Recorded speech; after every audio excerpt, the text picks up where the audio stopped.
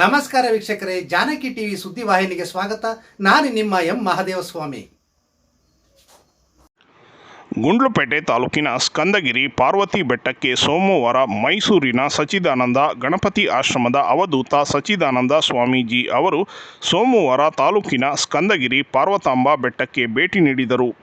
ಆಶ್ರಮದ ಕಿರಿಯ ಶ್ರೀಗಳಾದ ವಿಜಯಾನಂದ ಸ್ವಾಮೀಜಿ ಅವರ ಜೊತೆ ದೇವಾಲಯಕ್ಕೆ ಆಗಮಿಸಿದ ಅವಧೂತರನ್ನು ಬೆಟ್ಟದ ಸುತ್ತಮುತ್ತಲಿನ ಕಂದೆಗಾಲ, ಶಿಂಡನಪುರ, ಮೊಳ್ಳಯ್ಯನಹುಂಡಿ ಗ್ರಾಮಸ್ಥರು, ಬ್ರಾಹ್ಮಣ ಸಭಾ ಹಾಗೂ ಸಚ್ಚಿದಾನಂದ ಶ್ರೀಗಳ ಭಕ್ತರು, ಜನಪದ ಕಲಾತಂಡಗಳು, ಮಂಗಳ ವಾದ್ಯಗಳು, ವೀರಗಾಸೆಗಳ ಜೊತೆಗೆ ಭಕ್ತಿಪೂರ್ವಕವಾಗಿ ಬರಮಾಡಿಕೊಂಡರು.